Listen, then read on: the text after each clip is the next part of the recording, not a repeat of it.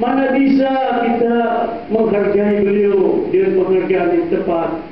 Ini gambaran Allah Azizun alaihi ma anittum. Seakan-akan Allah mengingatkan kita, jangan kamu sakiti saudaramu. Jika kamu sakiti saudaramu yang pertama kali merasakan sakit itu Nabi Muhammad sallallahu alaihi wasallam.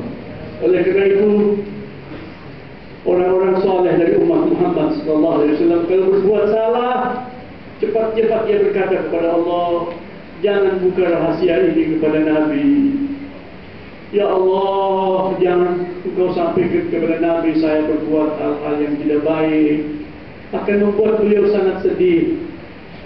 Itu Muhammad sallallahu alaihi wasallam. Harisun alaikum. Beliau sangat bersemangat. Beliau sangat ambisius kalau kita sukses, kalau kita berhasil, kalau kita sehat, kalau kita jadi orang yang saleh. Beliau sangat semangat. Beliau ingin kita mencapai derajat yang tinggi. Oleh kerana itu beliau berpesan kepada kita untuk banyak berdoa kepada Allah agar kita ini menjadi satu dengan beliau dari kemudian. Wa idza sa'altumul jannata fas'alul firdausal a'la. Demikian pesan Rasulullah sallallahu alaihi wasallam. Jika kamu meminta surga, jangan lupa meminta firdaus al-a'la, firdaus yang tertinggi. Kenapa? Karena beliau berada di sana. Beliau tidak mau kita berpisah dari beliau dan kemudian. Itulah Rasulullah sallallahu alaihi wasallam. Harisun alaikum bil mu'minina raufur rahim. Dan kepada orang-orang yang beriman, beliau itu Rauf Rahim. Rauf itu kira-kira maknanya apa? Pengibar. Pengibar itu, iba itu ada sesuatu yang khusus di dalam apa? Di dalam kasih sayang. Iba. Rahim. Beliau itu pengibar, beliau itu penyayang. Al-Imam Al-Razi dalam tafsirnya Al-Kabir mengatakan itu maknanya Ar-Rahim itu penyayang. Rasulullah sallallahu alaihi wasallam kepada mukminin khususnya. Kalau tadi kan sifatan itu umum sekali kepada seluruh umat manusia. Jadi cinta dan sayang beliau bukan hanya sebatas kepada orang yang beriman. Beriman kepada beliau tidak, beliau rahmatan lil alamin. Tetapi kepada orang yang beriman ada sesuatu yang lebih khusus. Dikatakan oleh Allah, wa bil mu'minina raufur rahim. Itu dua sifat Allah Subhanahu wa taala. Dan kepada orang-orang yang beriman, beliau itu rauf rahim. Kata-kata rahim itu lebih umum. Kata-kata yang menunjukkan ra'fah, rauf itu lebih khusus. Sehingga Imam Razi mengatakan beliau itu sayang kepada seluruh mukminin. Yang alim sama dengan yang bodoh. Beliau sayang kepada mukminin yang saleh dan yang saleh. Beliau sayang kepada mukminin yang kaya dan yang miskin. Beliau sayang kepada seluruh mukminin, rakyat jelata dan para pemimpin. Beliau sayang kepada seluruh mukminin yang sakit dan yang sehat, yang kecil dan yang besar.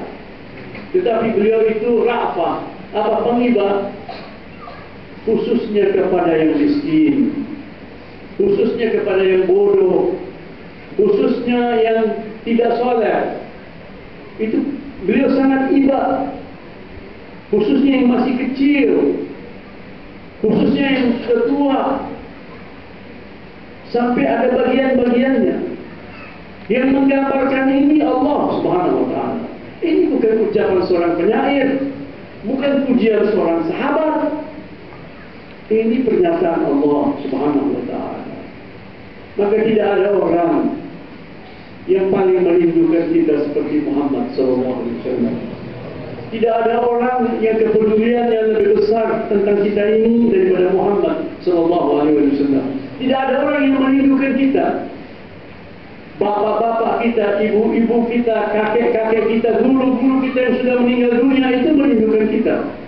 Tetapi tidak sebesar kerinduan Muhammad sallallahu alaihi wasallam kepada kita ini orang-orang yang beriman.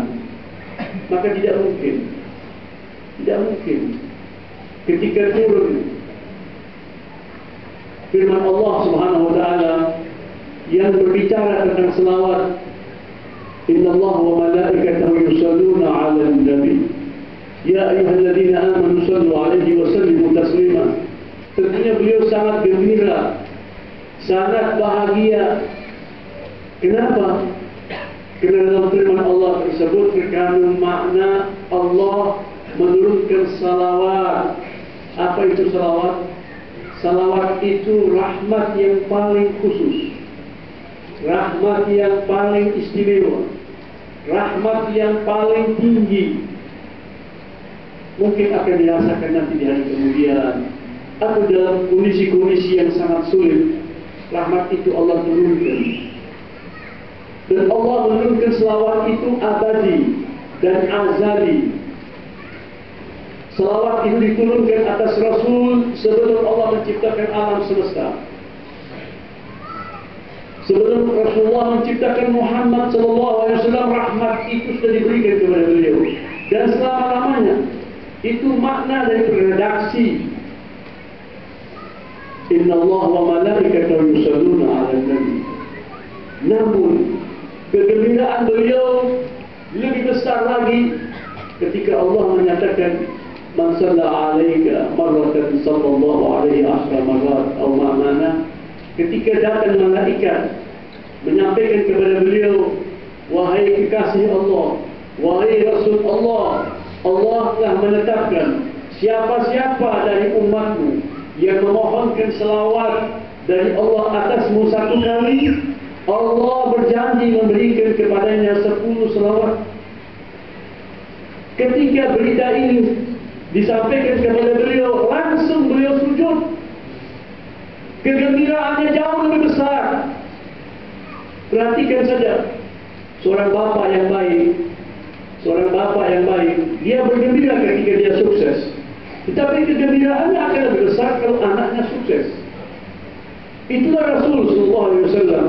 Beliau sangat gembira, sangat bersyukur kepada Allah Subhanahu wa taala ketika Allah menyatakan selawat atas beliau dari azali sampai abadi dan seterusnya. Tetapi ketika beliau mendapat berita besar dari Allah bahwa Allah akan memberikan 10 salawat atas umat beliau, atas mukmin yang memohonkan salawat satu kali, itu beliau langsung sujud. Dalam sebuah riwayat itu informasi atau wahyu yang datang kepada beliau. Beliau sedang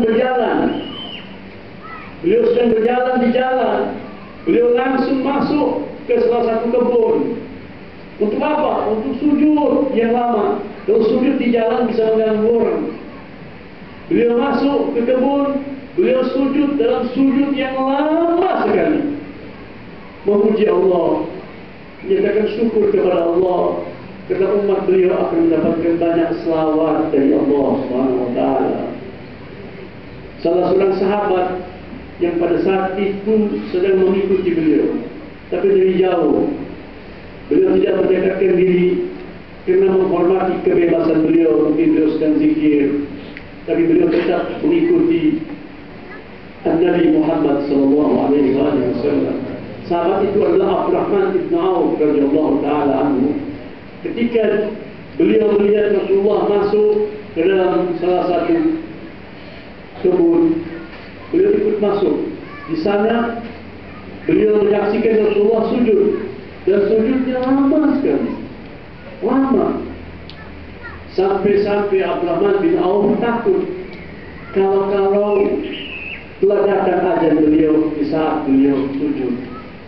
Abdurrahman bin Auf mendekat kepada Nabi.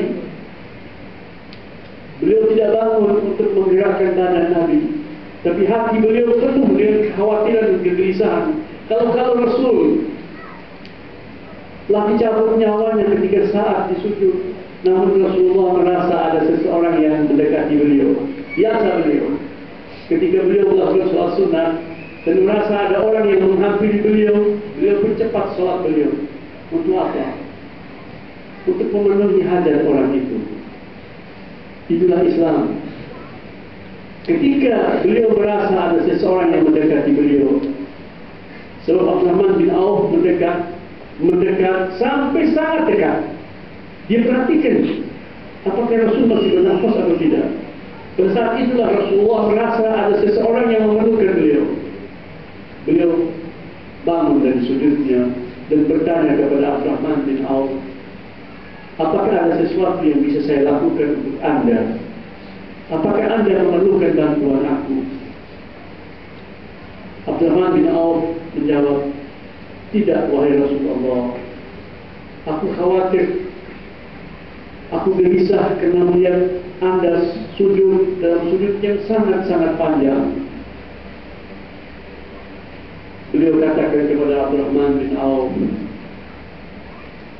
wahai Abdurrahman, tadi aku dalam perjalananku didatangi oleh seorang malaikat yang tidak pernah diturunkan oleh Allah kecuali saat itu saja, menyampaikan kepadaku suatu berita yang sangat menggembirakan hatiku, menyampaikan kepadaku wahyu yang sangat membuat aku bahagia sekali, yaitu Allah Subhanahu wa Ta'ala menjanjikan salawat, rahmat yang khusus atas setiap orang yang mengucapkan salawat, yang memohonkan salawat satu kali diganti oleh Allah, dibayar oleh Allah dengan 10 salawat.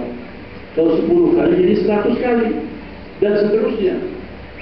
Maka aku langsung masuk ke tempat ini untuk menyatakan syukur kepada Allah dalam bersujud yang panjang. Itulah Rasulullah SAW.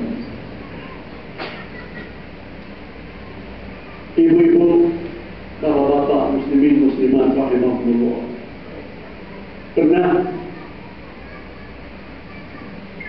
di suatu saat di penghujung hidup beliau datang rombongan dari Taif untuk menyatakan iman kepada Rasul Sallallahu Alaihi Wasallam. Salah seorang di antara mereka, salah seorang dari rombongan itu sedih melihat keadaan Nabi, karena hidup beliau itu sangat sederhana, sangat sederhana. Beliau tidur di atas tikar